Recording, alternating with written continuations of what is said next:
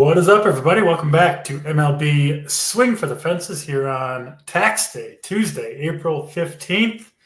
Talking today's 11-game baseball slate. AP got his taxes in. He's ready to play some ball. Steve, I assume your taxes are done. Mine are done recently, but in and good to go. So, fuck taxes. I agree, Justin. But we're not going to talk about that. We're going to talk about baseball. We got 11 games to talk about.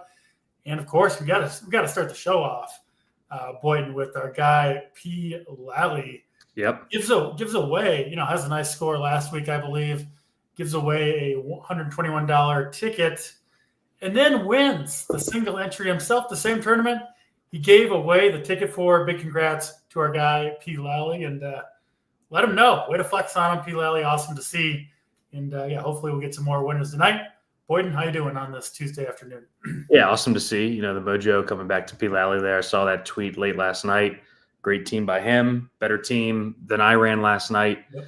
But yeah, pretty frustrating slate for me yesterday.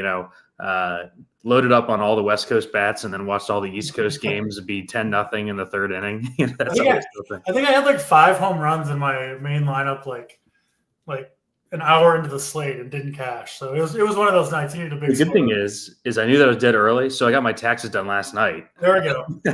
Yeah. before the Dodgers game even started, it was going so bad that I went to the taxes. that's some good discipline. There's no way I can't do I couldn't do the taxes after a tilting slate of baseball where I wasn't going to win. Yeah, Lally, he wants to give the ticket away again.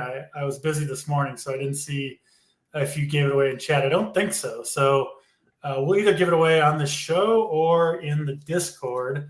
I haven't double check and see if it's full. I don't think it's full yet, but let me double check. Yeah, we'll. Hey, we love giving tickets away here, so love Pete giving away another ticket. We'll get on that one way or the other. Someone makes us laugh in the chat or something like that. Maybe they'll win the ticket, or we'll go to the Discord. We'll see how it goes. It's not going to be this guy with the spaces between the letters, though. That's off the table. I don't know about this JT thing. Do you know what's going on with that Boyd and JT and his spaces between the letters? No, and I'm even having like my friends ask about it. At the bar over the weekend. I was out with an RPS member or two, and they wanted the inside scoop on the JT thing, and I couldn't even help them with that. So no, we'll have to get that story out of him soon, though.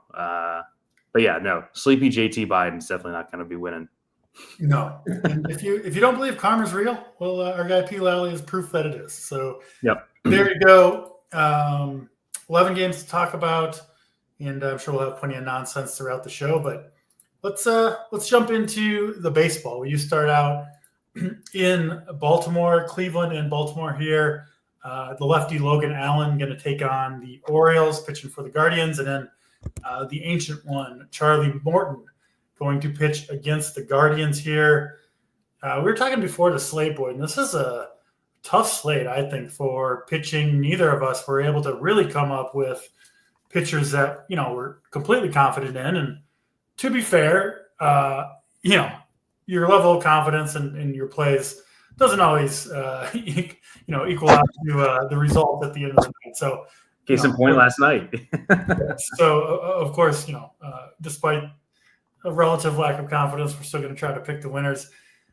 I kind of like Charlie Morton here a little bit at 6,500, but like is a bit of a relative term on this slate. Looks like he does have a very hitter-friendly umpire, which isn't great for Morton, who's pretty wild anyway. But 6,500 against a Cleveland team that, I don't know, I feel like they still have the reputation as a super contact-oriented lineup, when the reality is that's true for the top 3, Juan Ramirez, Carlos Santana. But after that, you do get a lot of strikeout bats in the lineup and a lot of lefties too, which is kind of sneaky good for Morton in some ways. Much higher strikeout percentage against left-handed bats over the last couple of seasons for ground chuck than against right-handed hitters. So I do like Morton a little bit.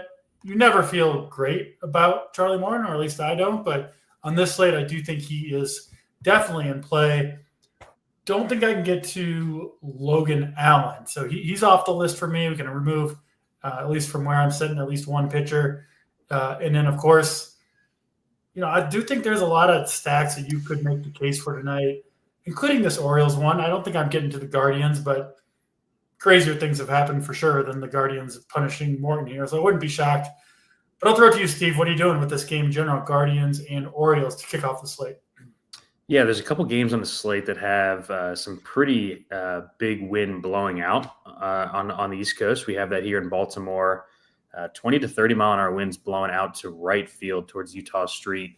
And, that combined, with them moving in the fences and left, this is a spot where I'm going to be on my Orioles. I don't play them too often, but, man, Logan Allen has just been really bad, gotten crushed by right-handed bats specifically. The O's lineup is going to have some pinch hit risk with these right-handed bats in here. But, man, if you look at this lineup on DK, DC, like we've got three guys basically at 2K, Gary Sanchez, Laureano, and Mateo, just basically stone mint. So I think the O's look really good on the slate. You can use them with the right-handed power. Westberg, Tyler O'Neill, I think, is one of the best plays on the entire slate against Allen here. And then obviously you can play Gunnar left on left. So I like the O's a good bit here in this park, in this weather. Saber likes them a good bit. And I think that they come in lower than the Dodgers and the Yankees. So while I do think that those offenses have probably more upside throughout the season, I do like the O's specifically here, given the matchup with Allen, who's just gotten absolutely torched by right-handed bats. And then on the other side, kind of undecided. This might be one of those spots where I could see both sides, and I do play both sides in 20. Charlie Morton, 6,500. Does have the strikeout, upside, 25% strikeout rate to begin the year, despite a couple of tough matchups. The walk rate is just always concerning, and him giving up power is concerning, especially lefty power in this park with the wind blowing out towards right field. So yeah, like if this were better pitching conditions, I would be much more in on Morton, but he's just so cheap on a slate where the big time bats are in great spots. Like we'll talk about the Yankees, we'll talk about the Dodgers.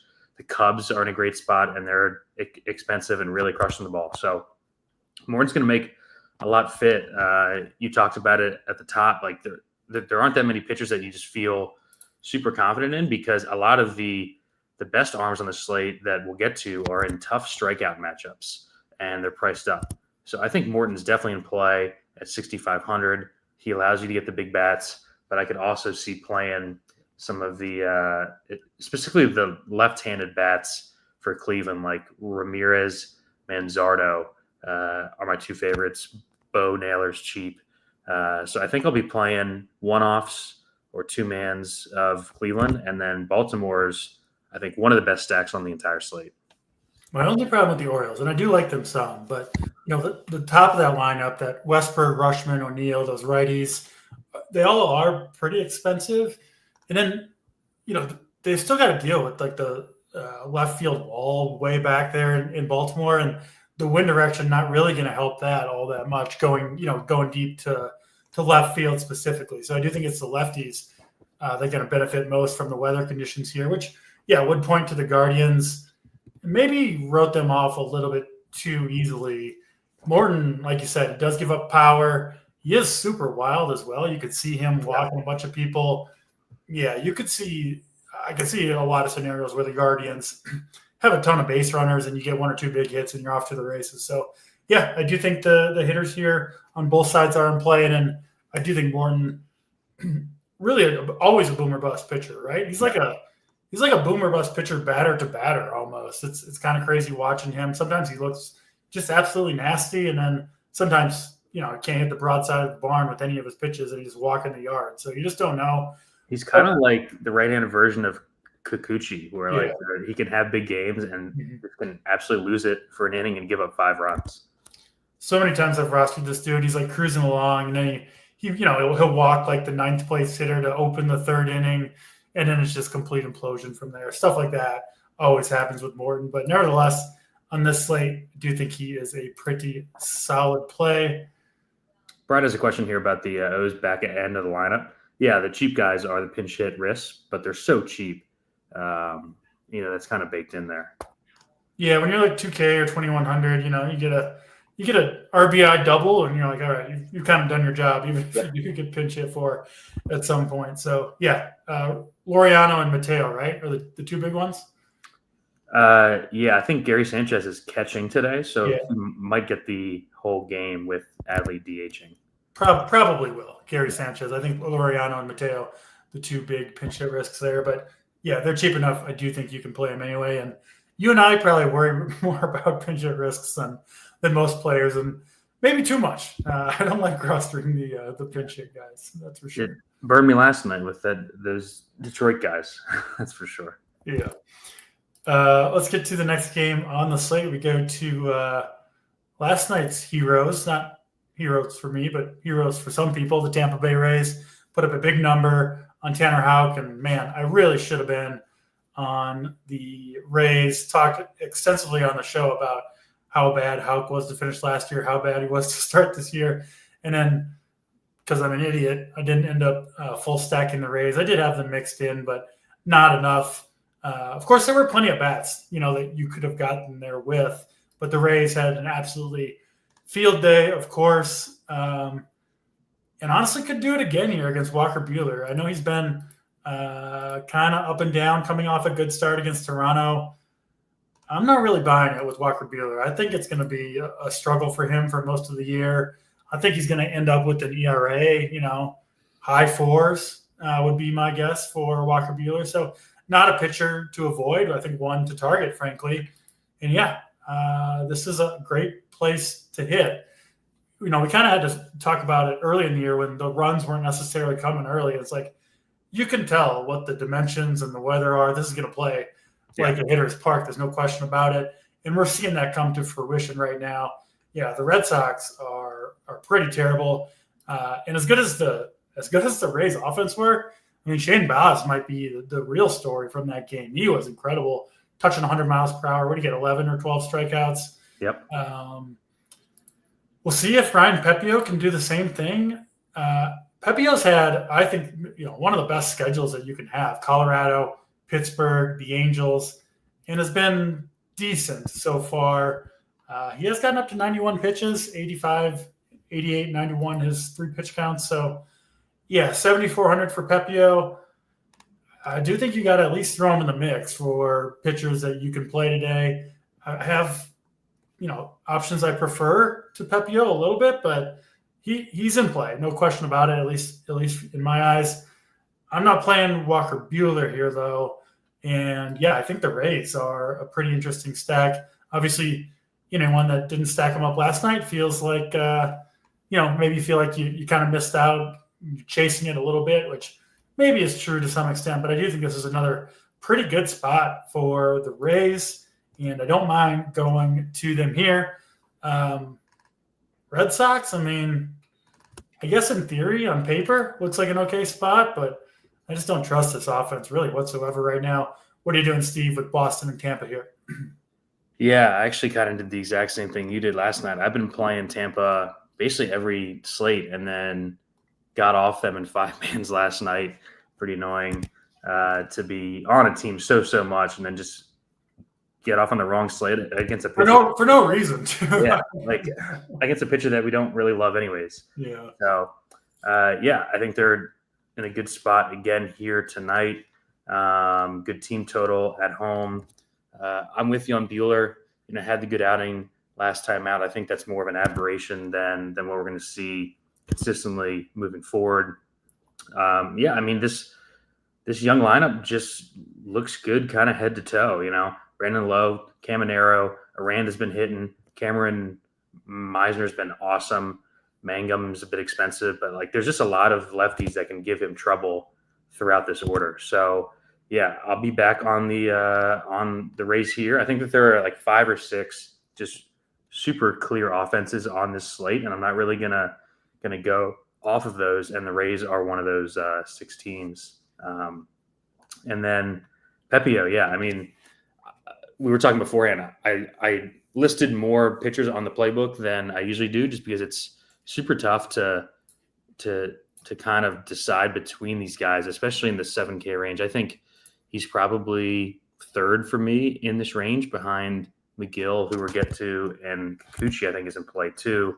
Just, I think, solely because of the park. Like, if these plays are so close, like, you have to have some sort of tiebreaker. I think that this park might be a tiebreaker as far as, if you wanted to remove someone from your pool. But, the matchup's decent. Boston's been a bottom 10 team against righties so far, just haven't been hitting great. So I think it's all right. Like you said, I'm a bit scared because the schedule's been so easy, but I believe all of his games have been at home so far too. Yeah, so like he has been pitching in this tough park. So I'm kind of lukewarm on Pepio, and I really like the Rays stacks tonight. All right. Yeah, on the same page so far through 2 games. Let's go to Yankee Stadium for New York and Kansas City. Free agent signee Max Fried going for the Yankees here. He has been awesome through 3 starts, specifically last time out against Detroit. One of the best starts we've seen so far this year. 7 scoreless innings, 11 strikeouts, no walks against the Tigers. Wouldn't expect, I guess, a similar outing from Fried here, but he should be good. I think he almost always is. It's just the strikeout upside for Fried against this Royals team, I think, a little bit limited, in most scenarios. Obviously, anything can happen in one baseball game, but if we're playing the numbers, I do think it could be difficult for Fried to get to approach double-digit strikeouts here. But honestly, I don't know if we're going to see a double-digit strikeout performance from any pitcher tonight. My bet would be no double-digit strikeout performances from any pitchers. So, you don't need that necessarily. If you get 7 strong innings, 6 or 7 strikeouts, that could easily be enough to contend for SP1 on the slate. So I do think Fried is a reasonable choice. A little bit scary pitching weather here in Yankee Stadium, or good hitting weather, depending on your perspective.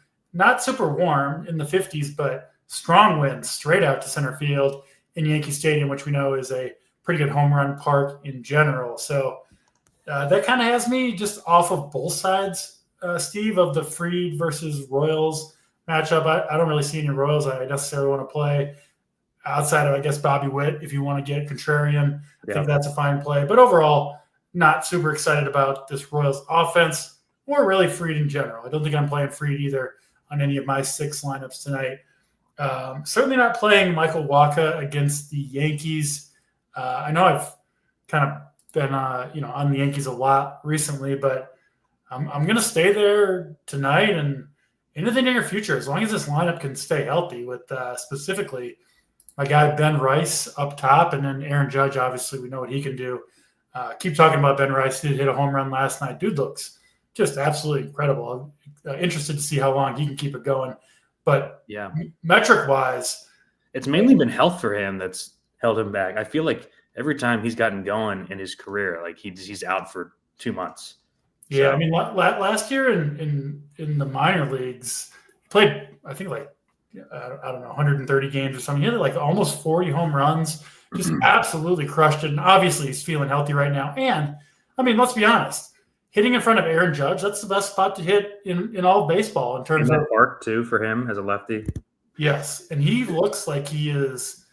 I've watched almost all of his bats this year. Like, he's clearly trying to hit fly balls to right field, which he should be. His approach is right. And when hitters or pitchers fall behind in the count against him, and he's a very patient hitter, you got Aaron Judge on deck. So, you're going to give him a fastball and make him hit it, and he's taking advantage of it. So I still think Rice is, at least $1,000 underpriced, probably more at $3,800 on DraftKings. One of my favorite plays on the slate, once again, against Michael Wacha, who, kind of like Seth Lugo, like a decent pitcher, but not one I'm really scared of, not one that misses a ton of bats. And, we talked about Rice and Judge, but Bellinger, Jazz, Austin Wells has a ton of power for a catcher. We haven't seen Dominguez really get going. Goldschmidt's been good.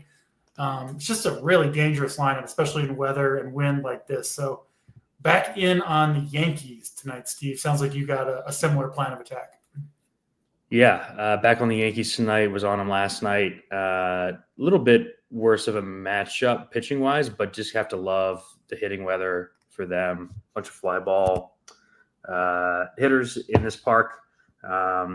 Jazz, so someone said in the chat, Kevin, such a streaky hitter. You want to be on him in spots like this. And yeah, I agree with everything you said about Rice. Like, even if he's not hitting bombs, like if he gets on base, Judge, Bellinger, Goldie, Jazz behind him, like he's got a great chance to score points. So just really like this lineup. Obviously, in this park, in this weather. I'm not sure if Sabres got their ownerships right. They seem fairly low. I would be shocked if they come in this low, just because of the context of the slate, right? Like, the pitchers up top don't project that well. I don't know why, but they always seem to be a little bit light on the Yankees ownership for whatever reason. But yeah, so the Yankees are one of those 5-6 teams that I'm super interested in for bats. In my 20 lineups, I'm going to have some Fried, just because I'll be spreading it out a bit. Captain's got him as the highest projected pitcher on the slate, 20.06 for Captain.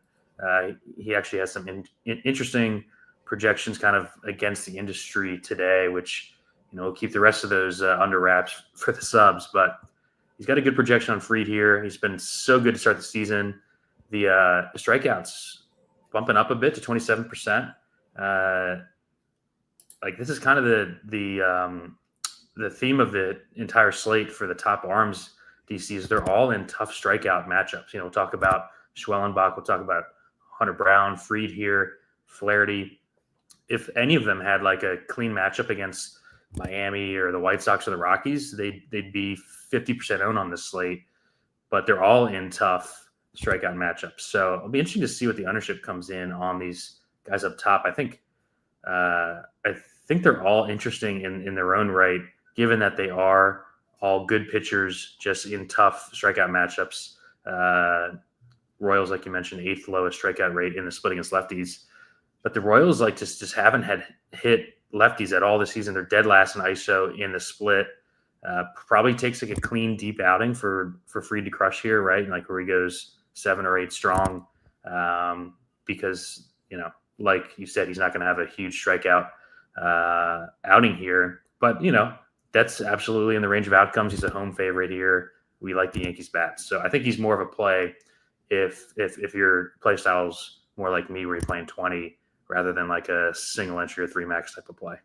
Yeah, and I mention this often, and I do think it's just generally true, but I think it's especially true tonight, where I don't think pitching is necessarily going to determine who wins the GPPs.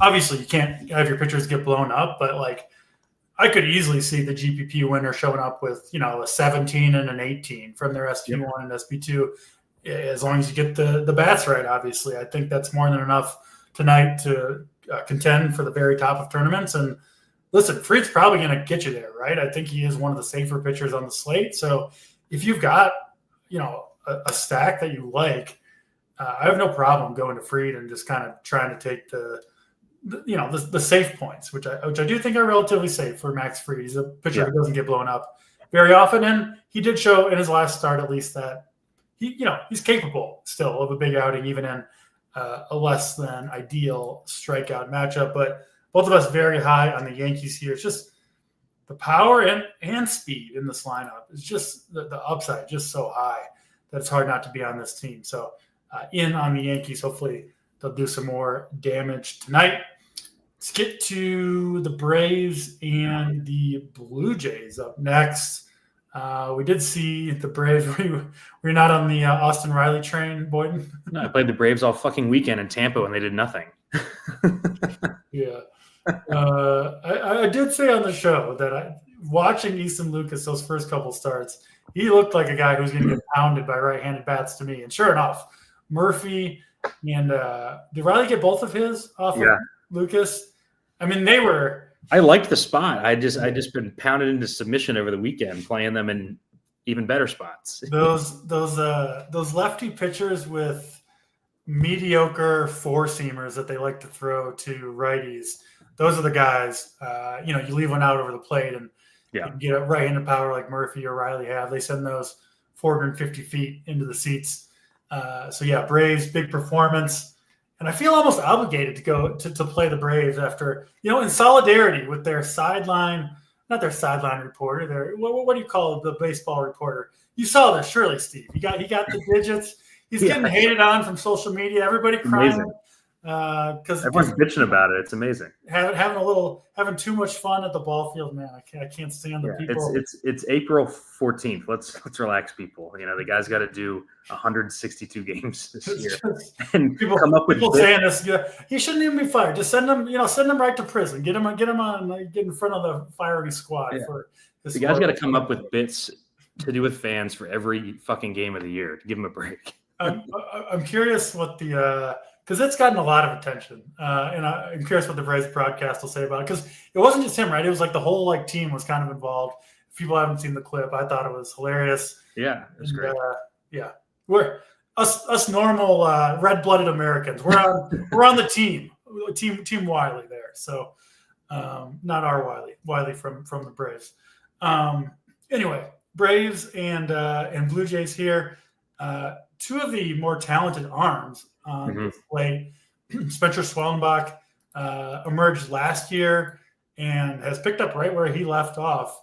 3 pretty good outings, including one dominant one against the Marlins, and then 2 solid ones against Philly and San Diego, who have really good offenses, obviously. So Schwellenbach has been as advertised and more so far on the young season.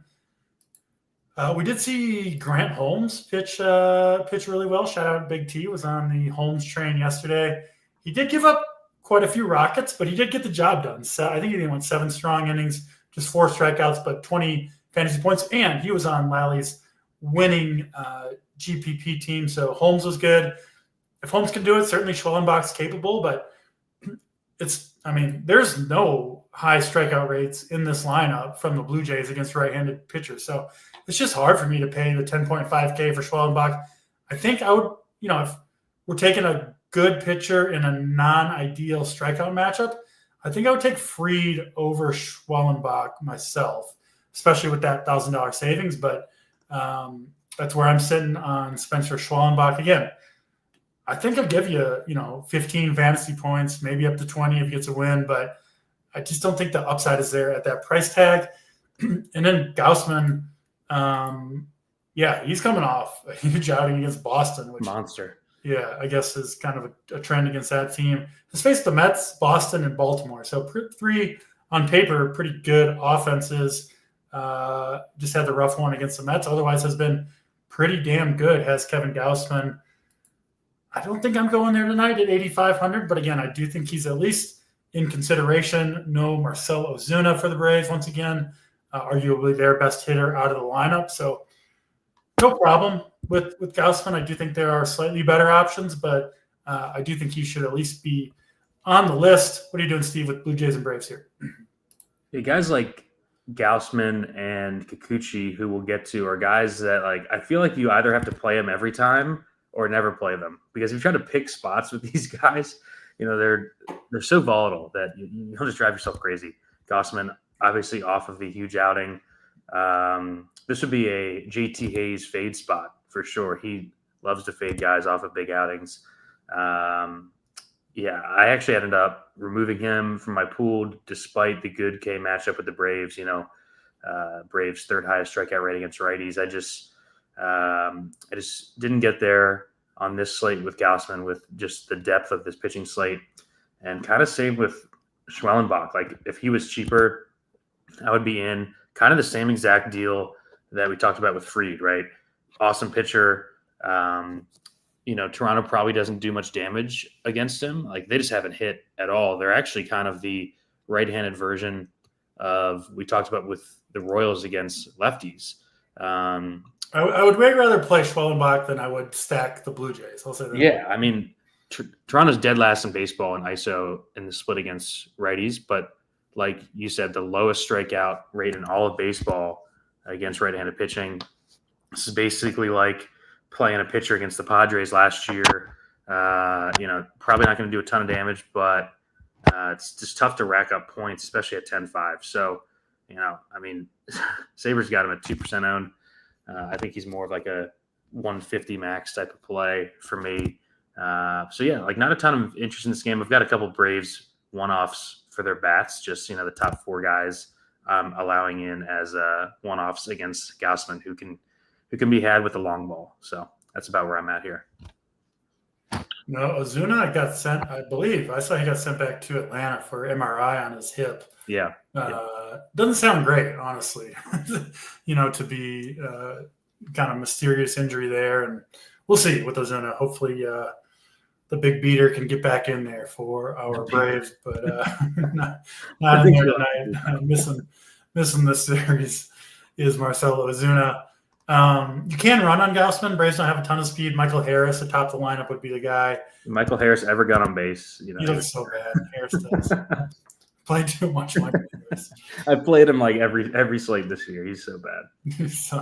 Yeah, I don't even have hope when he comes up to the plate and I got the game up. Grounds at the second, the first. You're like, God, why do we fucking play this guy again?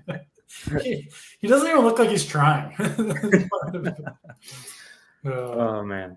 Let's keep shitting on him and then play him tonight. So that yep. You're gonna add him back into the pool. But we got to play him in secret. We can't say we're playing him. Right. Anyway, in theory, at least, Michael Harris pretty good play against Kevin Gausman. But if I play him, he won't do anything. That's for sure. That's Toronto and Atlanta. The A's and the Chicago White Sox up next.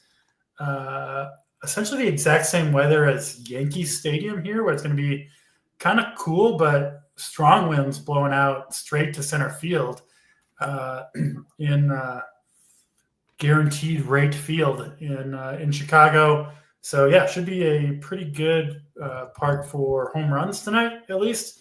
Sean Burke going for the White Sox, and then Jeffrey Springs for the A's.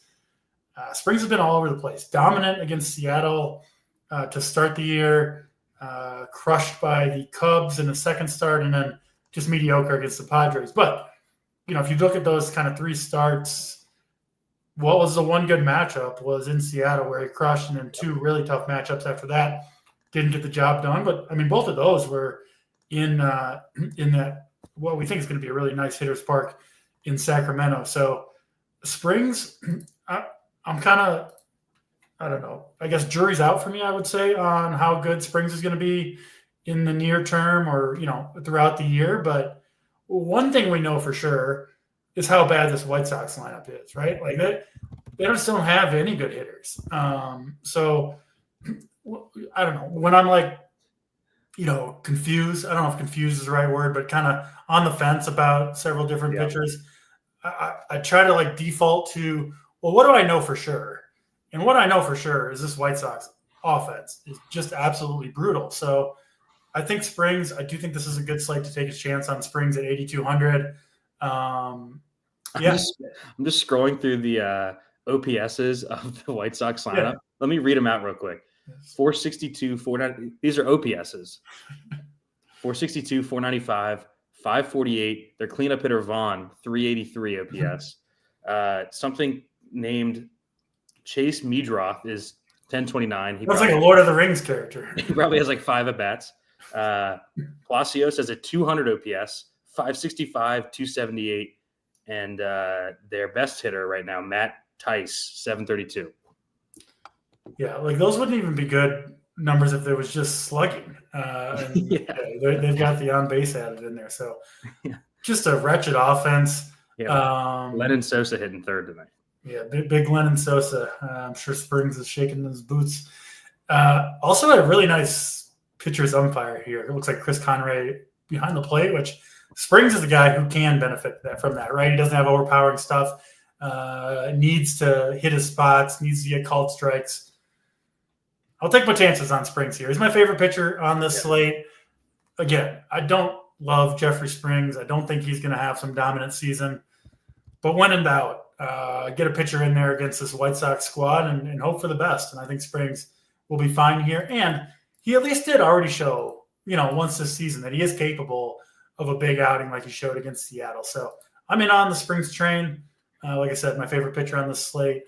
Out on Sean Burke, I do think they didn't quite make my top 4 stacks, but I do think this A's offense is playable, certainly against Sean Burke, who I don't think is anything special. Steve, what are you doing with A's and White Sox here?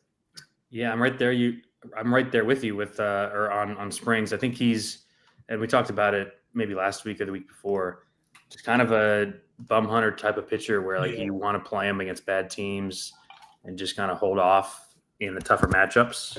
Well, like we just went through, this is a plus matchup.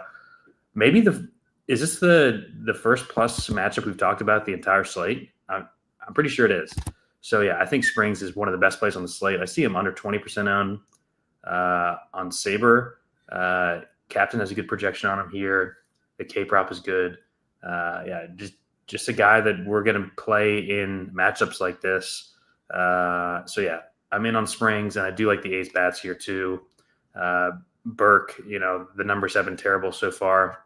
9.01 expected ERA through 3 starts for Sean Burke.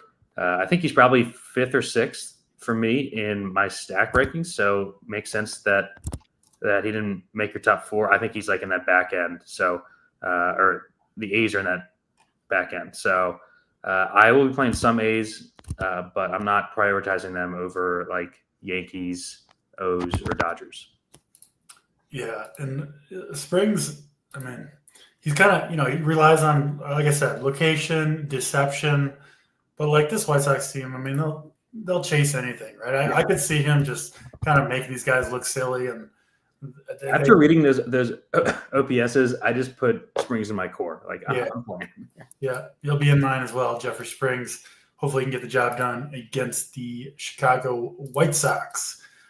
Keep it moving here to the Mets and the Minnesota Twins. This one in Minneapolis, starting to warm up a little bit there. Do you see Juan Soto like wearing like the full-on hoodie in the? Yeah, what is he doing in the outfield? It's like yesterday, 55 degrees, and he's dressed like it's November baseball. Yeah, well, if you got like $700 million, I guess you can kind of do what you want. He had a home run in that game too. So we got Bailey Ober here for the Minnesota Twins. We were talking off air before we jumped on that we kind of wish he was priced up a little bit more, so we weren't tempted to play Mr. Ober, but DraftKings they're tempting us with that $6,700 price tag. Ober, of course, had the brutal start to the year where the best manager on earth, Rocco Baldelli, decided it was a good idea to start Bailey Ober, even though he had food poisoning for the 2 days prior to the start. Not that I'm bitter about losing every dollar I put into that slate against the Cardinals back on March 30th, but Ober has bounced back from that rough outing with 2 decent ones against Houston and KC. And even St. Louis is actually doing a pretty good job of putting the ball in play. So he hasn't had a great strikeout matchup yet. And this one, honestly, is not that great either, but it is better than the ones he's had so far. Joe Ryan got some Ks against this team last night, although, of course, didn't go deep in the game because he's a Twins pitcher, and that's just what happens. So I think you're probably hoping for 5 innings out of Ober here. Probably would get bombed in the 6th anyway, so 5 and die for Ober. It's probably fine with me. Give me my 15 points, and I'll take my ball and go home if I'm rostering Bailey Ober. Again, it's hard to get excited about it, but I do think at 6,700, he's got to be a pretty good play. Yeah, I mean, not going to give away all of Captain's projections away, but he does have Ober as the highest point per dollar value on the slate, at least unless that changed over the last few minutes. And yes, Rocco Baldelli needs to go. He needed to go several seasons ago, but still managing the team for now. I don't think it's going to be long for Baldelli, but for now, he's still there. And then burying the lead a little bit, Tyler McGill, who is, I'll say, my second favorite pitcher on the slate, has looked good this year. Not fantastic strikeout wise, but ERA at least is really low. And the stuff looks good. A revamped fastball from McGill that isn't super high velocity, but is grading out really well in the stuff metric stuff, which I think it's due to the spin rate, mostly induced vertical break. To nerd out about it is what McGill's doing.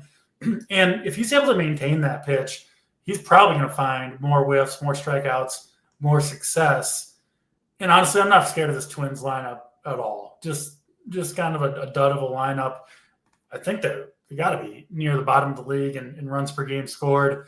And, it's not the greatest home run park, even with some winds blowing out here too. So I'm in on Mr. McGill at 7,900. Again, I don't think that's like a misprice or anything. I think that's about where he should be. But I do think on this slate, makes for a pretty good option.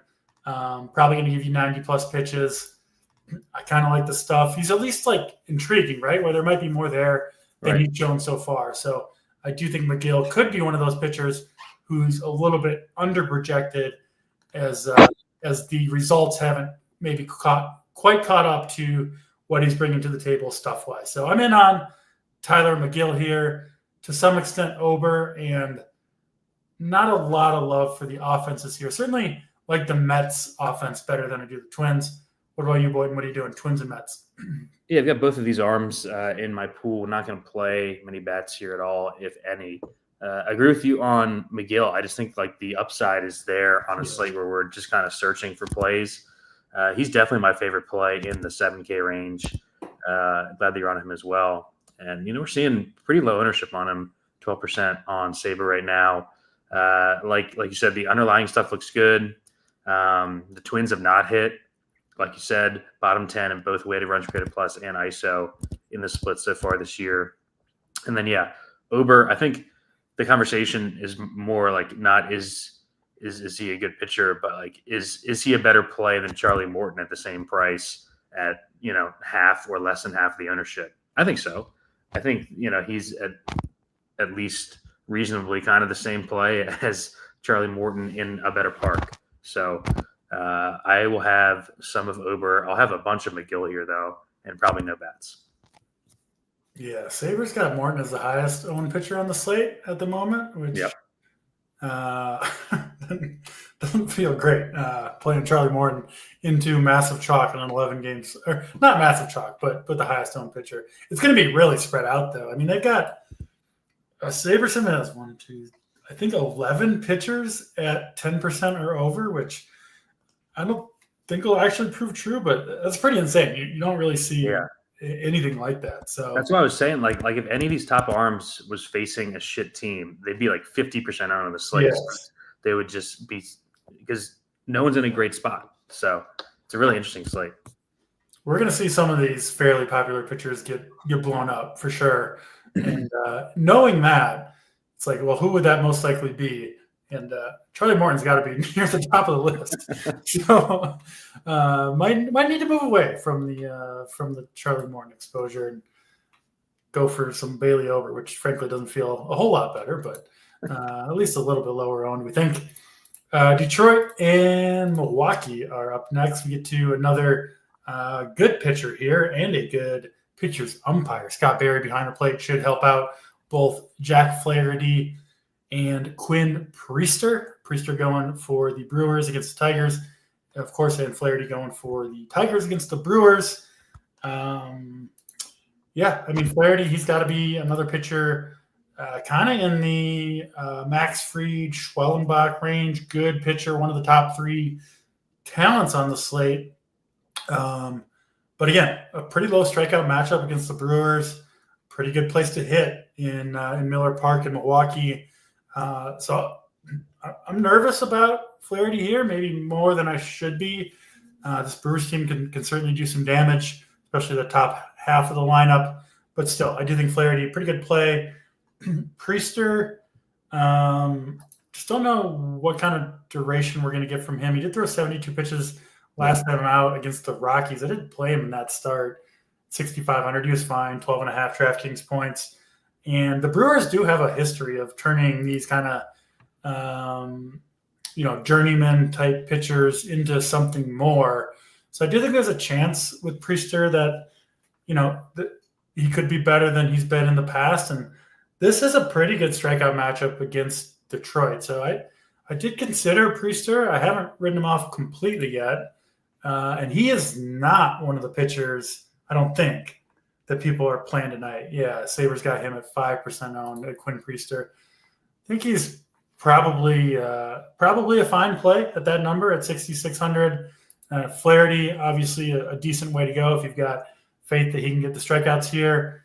And then offensively, Of course, you can play hitters against Priester. I wouldn't hate as a contrarian stack. I'm sure they'll be super low owned going to the Brewers against Flaherty, who I could see doing some damage there. What about you, Steve? What are you doing, Detroit, Milwaukee? Yeah, my issue with Priester is this. The Tigers do strike out in the split, but they've been really good against right-handed pitching, led by Carpenter, Green, guys like that. Priester didn't make my pool on this slate just because I'm more trying to find guys to remove from the pool than to add to it on a slate like this. So for me, I'm more on the Tigers lefties than Priester. But I like Flaherty a good amount here. Projects well. I like the 9K price point. Highest K percentage on the slate, 31.8 so far. In pretty tough matchups too. Like he's already faced the Dodgers and the Yankees and done well against them. The Brewers are a more dangerous team than we'd like to be paying up for our pitcher to face. Top 12-ish offense probably. But I do think that Flaherty's got the highest upside on this slate. So I think we've already talked about my 3 favorite pitchers. I think it's Flaherty, Springs, McGill in some order there. I'm big on Flaherty here, and then it'll just be one-offs from the Tigers bats here. Makes sense. Makes sense to me. Kerry Carpenter, Riley Green, right? That 2-3 right in the middle of the Tigers lineup. Clearly, in my eyes, the 2 you want if you're mini stacking the Tigers. Those are the 2 that I have in my pool.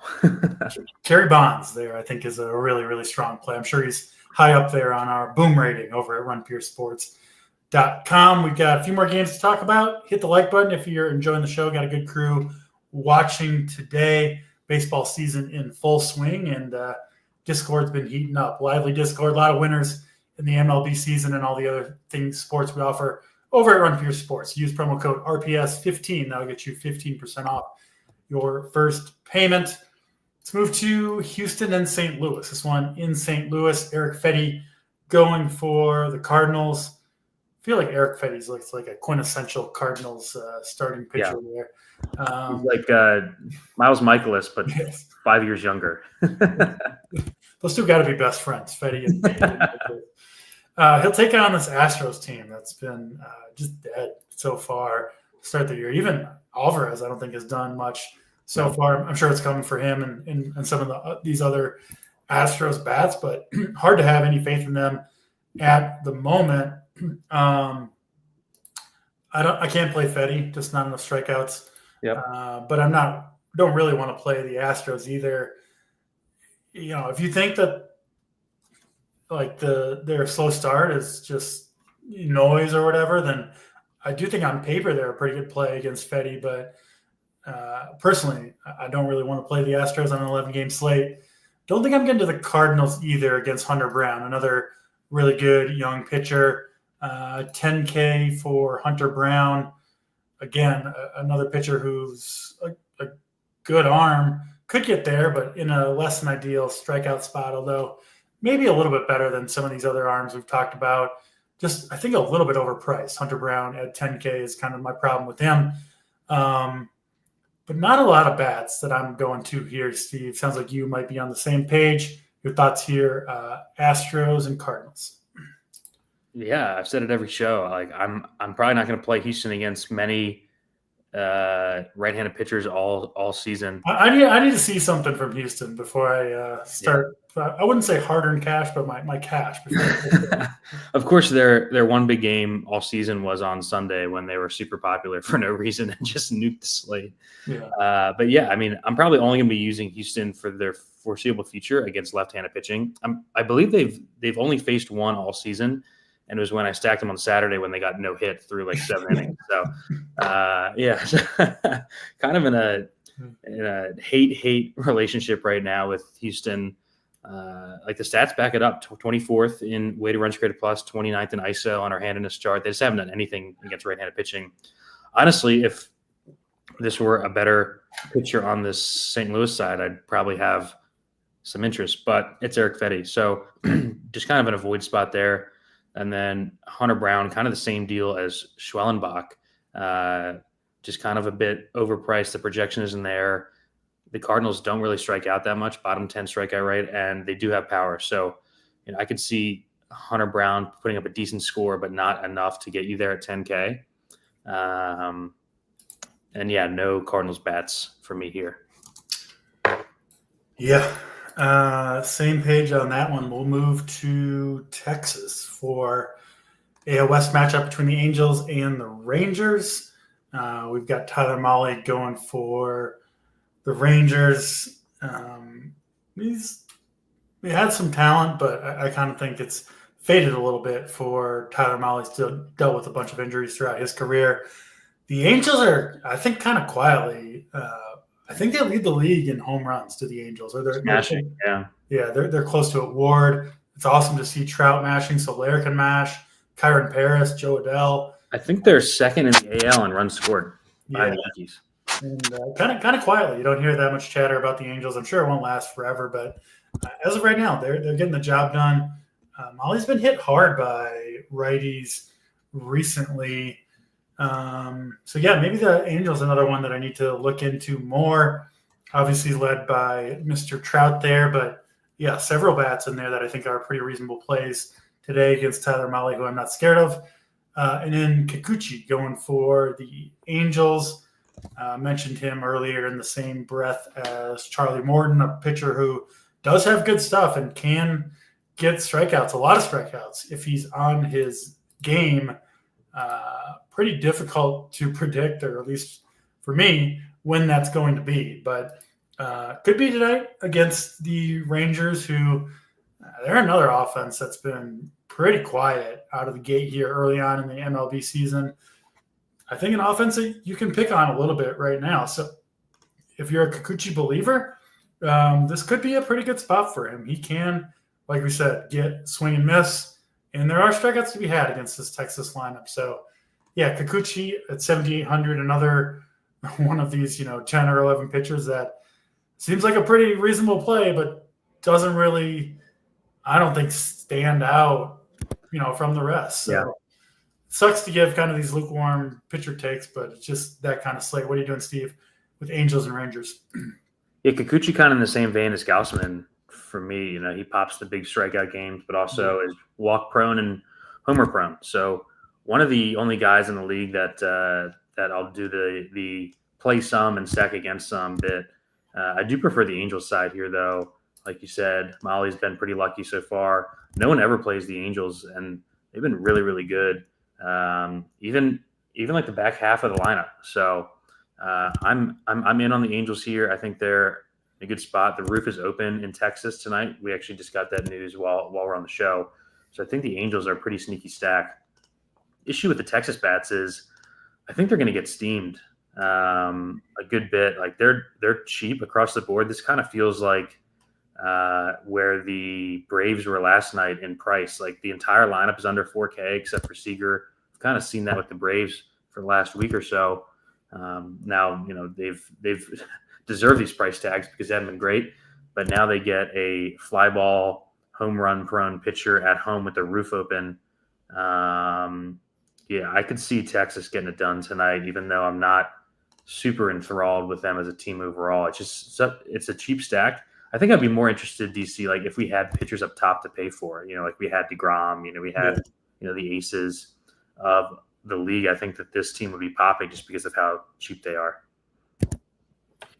Yeah, makes sense there. I haven't really played much Rangers this year. I'm probably going to stick to that for the most part tonight, especially if they're going to be popular. Like you say, I'll probably go a different direction. But I do get it with the Rangers, and I do think you can play both sides of that matchup, either the Rangers bats or Kikuchi, if that's the direction you want to go.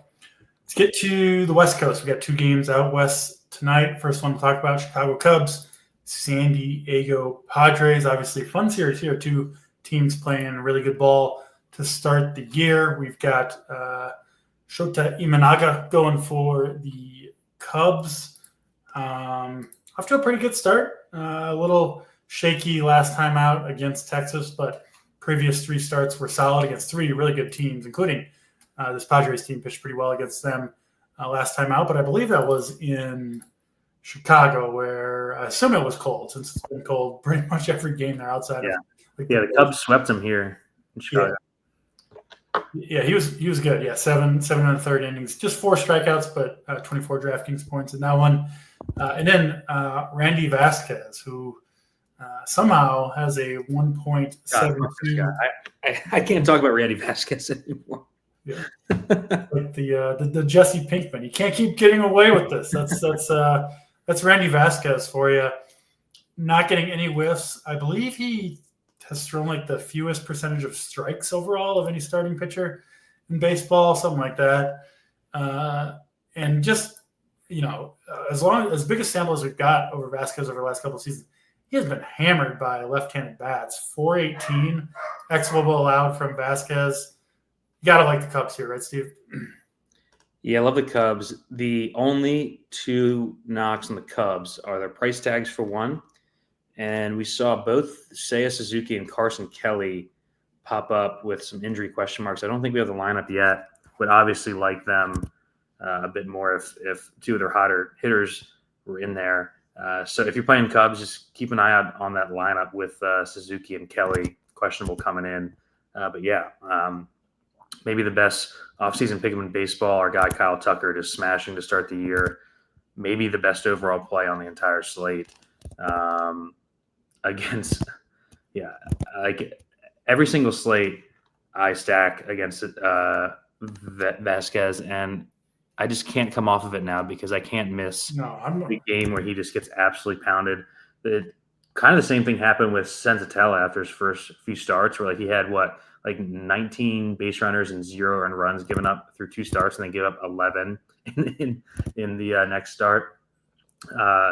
Vasquez, like you said, 1.72 ERA, but a 6.38 expected ERA, 6.32 xFIP, 7.24 Sierra, 159 batting average on balls in play. He's given up 0 bombs, even though he's a fly ball pitcher. The Cubs their offense has just been awesome to start the year, so I see no reason to get away from them here. Yeah, the park isn't fantastic, but they were crushing here in Chicago when it was 32, degrees and snowing. So I like the Cubs a lot here, and I think the slate overall with the cheaper pitchers that we're kind of forced into playing kind of pushes me into more Cubs because the lineup is so expensive. I do think that they fit well here. Don't forget about our man Pete Crow Armstrong down there in the 7-hole, on fire right now. Probably been a lot of bags too. Yeah, got speed, and looks like he improved his potential power output, bat speed way up. Looks like a pretty good season coming for Pete Crow Armstrong and the Cubs. Are you playing any Imanaga here? I usually don't play arms against the Padres, but I don't know. Under 9K, I think he's at least interesting with this Padres lineup. Do you see what they put out? It is very weak in the back end. Like their 5 through 9 is Oscar Gonzalez, Yuli Gurriel, Jose Iglesias, Jason Hayward, and Maldonado today. I got to look up how Maldonado do. Big T had a weird obsession with him yesterday. 0 for 2 with a K and then pinch hit 4. So 0 for Maldonado. Sorry, Big T. Shocker, 0 for Maldonado. Oh my God. Yeah. The back half of this order is very, very weak right now. I think you can make an argument for Imanaga under 9K at least. As long as he can get through Maldonado, he should be just fine. Let's get to Colorado and the Dodgers to wrap this slate up. We'll do pitching and stacks and all that to end it. Dodgers, Rockies, Landon Knack going for the Dodgers. I mean, you got to consider any pitcher against the Rockies at this point, especially right-handed pitchers. This Rockies team's paste-eating Rockies. They're just so bad. Did they really get shut out for that entire Padres series? They didn't score one run. Scored. Yeah. I don't think Knack is any good, but you don't necessarily have to be to have a good outing against the Rockies. So at 7K, I don't think I'm going to play him, but I mean, I can't really fault anyone for doing so, even with this 10.39 ERA coming into the game. Still might be a good play against the Rockies. And then Ryan Feltner.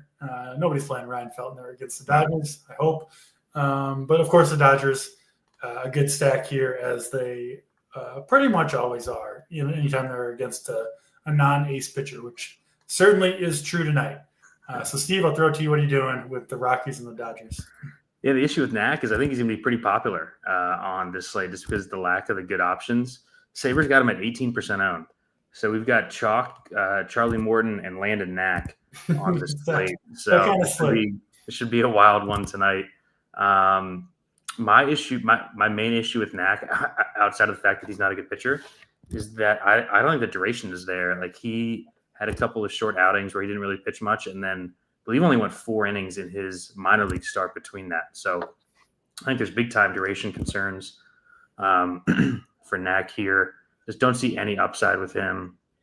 Probably only goes 4 innings here. So hopefully, I'm hoping that 20% of the field plays him, and I'll be spreading that out with other pitchers. So no Knack for me. We did, I believe, just get the Dodgers lineup. Someone in the chat said no Teoscar again for the Dodgers, which just makes them cheaper and easier to stack, like we saw last night, where Shohei at 6,500 was 37% owned in the 121. I think we see kind of similar ownership tonight. I don't like them as much as I did last night. Feltner, probably the Rockies' best pitcher at this point. I think so. That's not saying a ton, but it's not like he's facing, or it's not like the Dodgers are up against Senzatella here. So I do like the Dodgers. I don't want this to come off like I don't like the Dodgers, but I do like them less than last night. So I'm sure they'll score 23 runs against Feltner. I think Ohtani could push like 40% on this slate because if everyone's playing Landon Knack and Charlie Morton, he is going to be massively, massively on this slate just because everyone's going to pay up for the Yankees and the Dodgers. So I think that's probably the only bad thing I could say about the Dodgers is that, if you play these cheap arms, just know that everyone that has these cheap pitchers is going to have Ohtani too. Not a mathematician, but a 40% owned hitter on an 11-game slate is probably not a good play, even if it is Shohei Ohtani. But I'm sure he'll hit a home run anyway. You got to bet. You're going to go bet his 2 home run prop right now. Yeah, exactly. We did 2 last night. So. That's why you bet the prop and then you fade and DFS and you win both sides there. Win one way or the other, maybe, or you get middled. He steals 3 bases and you lose the ball. All right, that's all 11 games. Let's do pitching, Steve. Your favorite pitching pairing on the slate? I'm gonna cop out and just give my top 3 because I probably talked about 12 pitchers that we like on the slate. For me, like in my main, I'm deciding between Flaherty, Springs, and McGill. It's going to depend on the bats. I think I'm going to do the old bit where like I'm going to build my team, and then whichever those 2 pitchers fit is who I'm going to be using in the 121. All right. I'll narrow it down for the people and choose 2 of those 3, McGill and Jeffrey Springs, the 2 that I'm going to be rocking with mostly tonight. But I do think probably a good slate to spread out the pitching if you're playing multiple lineups. Play like a coward and play 10% of everybody. Let's get to the stack, Steve. The slates always go so well too. You have one team with the arm that does well, and you have like the Twins with them or something. Yeah, exactly. Your top 2 stacks tonight, Steve. Who you got for us? I'm gonna go with the Orioles, who I really like here. Talked about it at the top of the show. Great spot for them at home against Logan Allen with the wind blowing out. And then not a top stack, but I'll say a contrarian stack. I do like the Angels here in Texas, a team that's been hot. Kind of my off the radar play for a stack. I'll go back to, I can't call them my Yankees, but the Yankees against Michael Wacha and the Royals. And, we'll pull out DC 777 tonight, get some early action. I like the Rays as well against Walker Buehler, who I don't have a lot of faith in. Home run call, Steve. Who's going yard tonight? Go with a guy who I'm not sure has hit the ball out of the infield all season. I'll go with Ryan Mountcastle, who needs to get going against Logan Allen here at home. Ryan Mountcastle hitting 5th tonight for the Orioles. I thought with that introduction you were going with Michael Harris, but no, I would never pick Michael Harris. He's dead to me. I'm going back to my guy Ben Rice. This guy is just popping off the page for me in terms of the metrics. Just a huge believer in him right now. I'm going to ride the Rice train for as long as it's going, and as long as he stays cheap too. 3,800, egregious underpriced. Just way too cheap. Too cheap on DraftKings. That'll do it for this show. We got to get finish our cores up. All that stuff will be up on the site for members. We'll find someone to give Mr. Lally's ticket away to in the Discord, all that good stuff. And the show will be back at the normal time tomorrow. Thanks for watching, everybody. We do appreciate the support. For Mr. Steve Boyden, I'm DC. We're out of here.